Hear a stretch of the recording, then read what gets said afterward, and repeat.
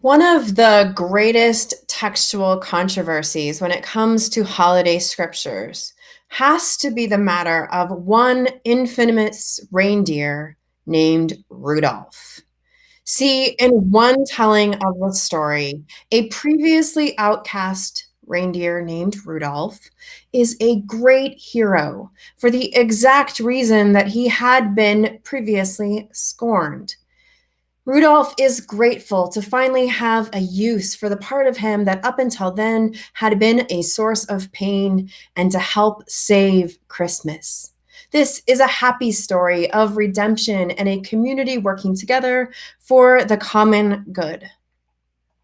But in another telling, the story goes, a bunch of bullies have been excluding one reindeer just because he was different, and their boss, Santa, condones this behavior at least until he needs Rudolph to save his job, aka Christmas. In this version, we are told your worth and dignity are not a given, but rather they need to be earned through a selfless act that helps your abusers love you. It's the same story. It's just a matter of how you tell it. How we tell a story, more than the particular facts, always shapes the meaning that we make from it, especially those stories that we tell over and over again in community and across generations, like the stories that we tell around the holidays. The way that we tell about Rudolph and Santa, or that we tell about the baby named Jesus, or the miracle that we tell about that was given to the Hebrew people. These stories shape how we come to understand ourselves and life itself. It's a special kind of magic in the holidays, especially because you don't even really realize that it's happening. We forget to notice how we tell these traditional stories holds the power to create or withhold liberation. How we tell the stories holds the power to empower others or marginalize, maintain or shift the status quo, inspire hope or inspire fear. Now, we more often talk about this power of how we tell stories in terms of our personal stories. This is the whole basis of narrative therapy, that how we tell our life stories directly shapes how we understand ourselves, how we act in our lives, with huge implications for our mental health and well-being. One of my mentors used to respond to stories that I'd share from my past with the simple question, what's another way to tell that story? Or just as powerfully, she'd ask me, what's the story that you want to live from?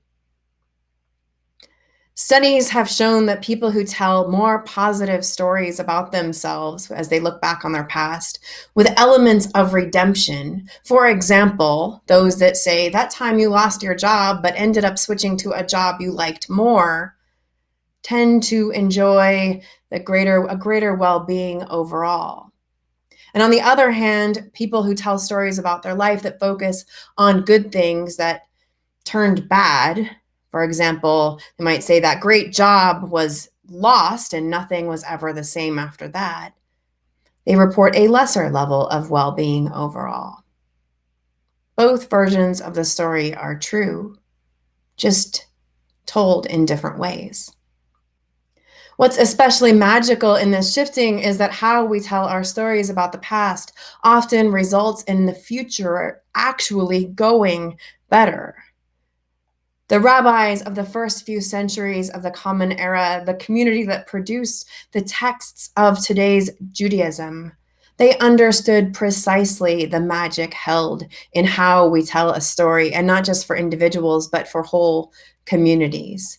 It's why when they told the story of Hanukkah, they knew that that violent revolt of the Maccabees could never be the miracle, especially for a people who lived as a minority and in diaspora, despite this being a very important part of the magic of this tale from their history. To focus on the violence would not be life-giving life-saving magic in the long run. It would instead feel always both out of reach and life-destroying, literally. It wasn't who they were. And so the rabbis recast the story by imagining, quite reasonably, that the people in returning to the temple after their victory would need a rite of rededication. And so over time, this rededication became a story of lighting the ritual lamp, and despite not having enough oil, somehow that light never going out. The magic in their telling is in the people's faithfulness, in community, and in abundance. Telling it this way reminds us that when we act with a steadfast hope and in community, there is always enough. Of course, over time, how people have told that story of Hanukkah has continued to shift, and especially in this year. Rabbi Ari Sachs told NPR that this year we need to remember that the return to the temple was not actually the end of the story, but the middle of a much longer arc of struggle. The story of Hanukkah, he says, is a story of celebrating victory in the middle of a much longer battle. He says the story reminds us this year that in the midst of this battle against this terrible pandemic, we must find still some element of victory, something to hold on to give us hope for the future. I wonder, when we tell later the story of the times we are living in now, I wonder how we will tell this story. Like the job that was lost, we might say everything was great, and then in March, the worst happened and things were never the same. Or we might say the worst happened, which in turn led us on a path of growth, resilience, gratitude, abundance, learning, generosity, community, or whatever word you might choose. Both versions of this story would be true. And to be clear, that latter version should not be used to diminish the pain of the former or lead us to superficial abusive theology like everything happens for a reason. But rather that both are true just simply means that we get to ask ourselves, which story do we want to live from?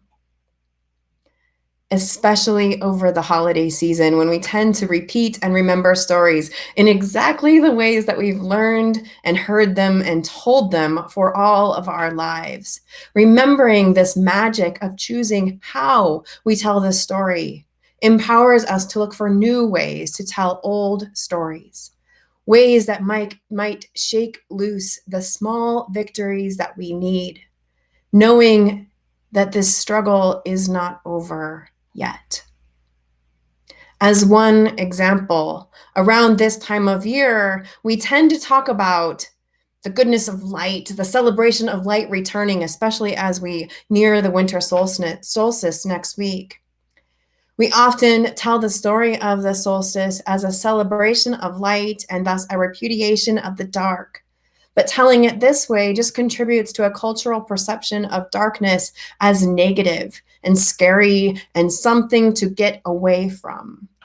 An understanding that perpetuates racism and white supremacy. So instead, simply by telling the story another way, we can recast darkness as shelter, relief, and as a much needed signal of a time to rest, reflect, and remember. Winter solstice then marks not just the lengthening of light, but also the night that holds the greatest power of this welcome dark. We need both, darkness and light. This way of telling the story not only liberates us from a message of anti-Blackness, but also invites us to remember the gifts of this time that we are living in now. All the seeds that are growing unseen in the magical dark of the fertile earth.